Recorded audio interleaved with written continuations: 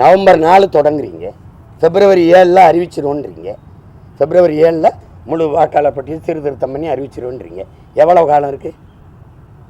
சரி, அதில் அறிவித்ததில் எங்கள் விட்டுருச்சு எங்கள் பேரெல்லாம். திருப்பி முறையிட்டு அந்த வாக்கை திருப்பி நான் அந்த உரிமையை பெறுவதற்கு காலம் இருக்கா?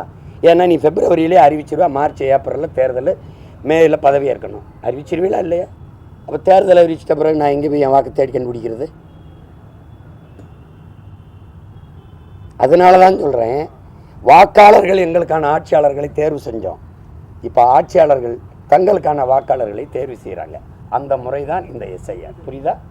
இதனால தான் பிரதமர் சொல்கிறார், அதை பீகார் போன்றே தமிழகத்திலும் நாங்கள் வெற்றி பெறுவோம். நான் சொல்ல நாட்டை தான் கொடுத்துட்டோமே, நாட்டே கொடுத்துட்டோம், நாசமாக்கிட்டிய. இதையும் முடிச்சுட்டு போங்க, இந்த அரக்கரவுண்டையும் முடிச்சுட்டு போங்க. என்ன இருக்குது உங்களுக்கு? என்ன இருக்குது எங்களுக்கு சொல்லுங்கள். 1.5 கோடி பீகாரியம் வந்திருக்கான். பீகாரை போல இந்த கடைசி 13ஆவதுல பீகாரை மாதிரியாக எடுத்துக்கொண்டுன்னா இங்கே எதுக்கு பீகார் வரேன்? எதுக்கு வரேன்?